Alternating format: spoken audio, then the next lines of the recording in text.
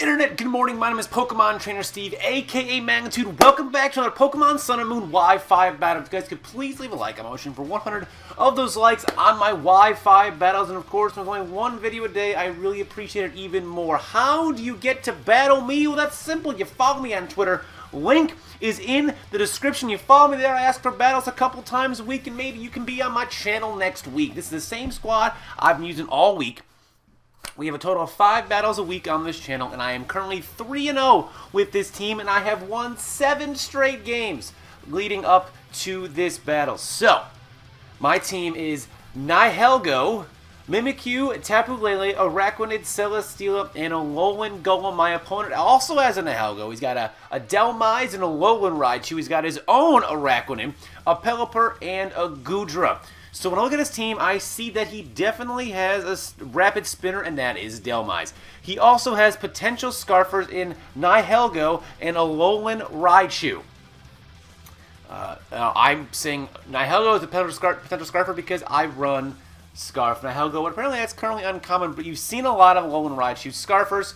We have a little bit of lag here. Let's just get that out of the way. Go Nihilego! Lead with Nihilego, and he is going to go ahead and open up with his Carmen San Diego, his own Nihilego. So this puts me in position. Do I want to get rocks up now? We can trade rocks. He's going to get his Stealth Rocker right up there. But I actually decided to switch out early, go into Alolan Golem, force him out with, or just do anything with Golem at all. Something with Alolan Golem, where he's going to get Toxic Spikes up, which is an interesting play in his part, instead of Stealth Rock. So I'm okay with that. So Golem is here, and he's going to go now for Stealth Rock, and he's going to be trying to stack those hazards early. I'm going to Gyro Ball, try to get some damage off on this guy. It's not going to be as much as I would have liked, and he can almost live another one, which leads me to believe he's not. Obviously, he's probably not running max speed. If he is, I am disappointed in what Golem can do, because this Golem is slow. He is going to switch, though, after already getting up 2 layers of hazards, and he goes into Popeye, the Sailor. That's going to be his Dhelmise. And I am just going to Earthquake. I kind of should have gone for Earthquake in the first place, but part of me thought he might want to switch out, and that was a misplay. Absolute misplay. I thought he might want to switch out, but he did not. He goes for the Anchor Shot because Dhelmise gets that stab on Steel types, and Alolan Golem is going to take that very nice. My Air Balloon is going to pop. So I go for a Stone Edge, and I thought this would do a little bit of damage, and it does if I only had gone for a Stone Edge before on Helgo, but I could not risk that. I wanted to make Golem do something, and instead it fucking dies to Dhelmise, and I am down 6-5. He's got 2 layers of hazards up. We have really got to make a move if we want to consider even making a comeback in this battle. So I go into my own Nihilego on Poison type so I can soak up those Toxic Spikes, which is a great thing. It's going to allow me to get, not have status on a lot of mons. But now I can threaten him out.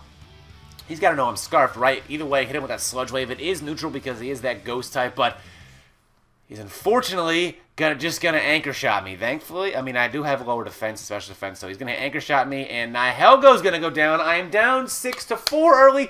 My 7-game winning streak on the line early in the game. We have Tapu Lele, the ultimate equalizer. So I get in the rocks damage, and the Psychic Surge obviously is gonna make priority null and void, and it's gonna boost my Psychic type attacks. So he's got Popeye, and I thought about going for a Calm Mind or even a sub here, but I didn't want to risk. I'm already down 6-4. I got to just make a play. I got to just bring this game back a little bit. So I take out the Dhelmise, and I get my leftover recovery back, and now we're only down 5-4, and we have some damage on his Nihilego. So he goes into Spooky Spood. It's going to be his little spider buddy, and I know that my Araquanid can take this thing out, but also my Celesteela can take anything he wants to throw at me, mostly because I don't really see Araquanid as a threat. He goes for Poison Jab, kind of like I hoped he would. I go into Celesteela, which is going to absolutely be immune to that due to my Steel typing. So he's got to decide if he wants to stay in and risk being Heavy Slammed or if he wants to switch out. Obviously, he decides to switch out, and he goes into Pelipper. And I actually just, he goes for the Drizzle. I'm just a big fan of Pelipper and Torkoal being used now. It's great. All these shitty Gen 3 mons have some good abilities. We got a Pokebank. We're seeing Pelipper and we're seeing Torkoal, and it's fucking awesome. We're going to see those mons throughout the entirety of the VGC series, or the VGC season, and I, for one, am quite excited. So I get my Leech Seed back. I'm back at full. This thing's going to be taking some damage. Now, I know I have Araquanid. We've seen Araquanid earlier this week take a Scald and a Hurricane from a Pelipper. So I figure, you know what he's going to do? He's probably going to Scald Araquanid, and then he's going to Hurricane Araquanid. And because I'm Assault Vest with Mirror Coat, I can take those both. We've seen it before. Am I going to Mirror Coat 2 Hurricaning Pelipers in the same week? Is this situation going to happen? It's lined up perfectly. He knows he wants to go for Hurricane. He can't miss in the rain. He wants to go for it. I am begging him. Go for that Hurricane.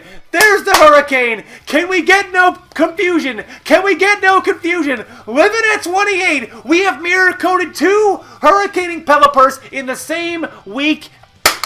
That was easy. Damn fucking right it was, Araquanid.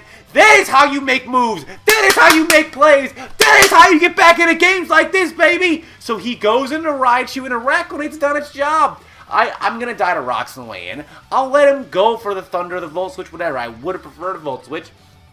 But he goes for the Thunder, and I mean, I don't get the Volt Switch initiative, which is fine. But I see no life orb, so I'm thinking, you know what? He actually might be choiced in some manner. He might be choiced in some fashion. I take some rock damage. My disguise stays up. It is 4-3. He is going to keep firing off thunders from the heavens. Dropping the electricity. But Mimikyu is going to eat that because that's what Mimikyu does. It eats every fucking first hit it takes per game. It is an ability that is fantastic. And I'm going to leech life it. And I'm going to get a shitload of HP back. And, Raichu, man. Raichu, breaking the disguise. Was it worth your life? Was that sacrifice in vain or not? He's going to find out. Alolan Raichu sacrificed its entire being in this game to break my disguise. So he goes back into... I don't fear this thing. I have 115 base special defense. I have Shadow Claw. I don't fear you. I have my own Scarf this thing. So no matter what happens, I feel like I'm okay. So I'm going to be able to take another Power Gem because Mimikyu has, like I said, a very sneakily high special defense stat. He really does. And Mimikyu, I can sit there and I can Sword Stance, and it might allow me to sweep based on whatever he's got left in his squad. So I'm going to get up a Sword Stance, and I know that I can take another Power Gem. I've taken one Power Gem. I can take two Power Gems. I just got to be weary. Or I got to be... I guess, weary of his Beast Boost. I can't let him get a Beast Boost up. Or if I do, I'm still a Scarf Nihilego. I'm going to be mispronouncing that shit all fucking week. And a Shadow Claw, and it is going to be enough. Down 6-4. We have tied the game at 3. The rain has stopped. I'm not going to say I can see clearly now, but Araquanid's here. And Araquanid... gonna take this Shadow Claw real quick. Why not play rough? I didn't want to miss. That's why. I wanted to get actual damage on this thing because I know Araquanids are probably Assault Vested, and I know if I missed with a play rough, that would have been terrible. So I go into Tapu Lele, and mostly because if he was Assault Vested, I didn't want the chance of him living a Psychic from me. I would rather him just die, because I know a Shadow Claw would have been a Shadow Claw plus a Psychic from Tapu Lele, of course, is going to be enough. I just wanted to be sure. I didn't want to miss. I didn't want to miss a play rough, and then I streamed a couple nights ago, and I missed a 99% accurate play rough because I had wide lens to lose. So that's ingrained into my memory, and I don't want that shit to happen again. So I'm not going to let it happen again. And he's got one Mon left, and it is Polka. That's going to be his Goodra. He's got a lot of possible Assault Vest Mon. You see a lot of Assault Vest Goodra.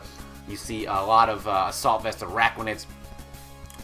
I am going to fire off. Is going to do enough. He is going to Sludge Wave me. Fire off a Moonblast. Is going to do enough to a KO. I had 2 statements there, and I just stopped at the end of them. I'm going to live the Sludge Wave, and Tapu Lele is going to go ahead and clean up with a Moonblast. We improve this team to 4-0, winners of 8 straight. Now tomorrow is the final battle with this team. Will we go 5-0 with this team?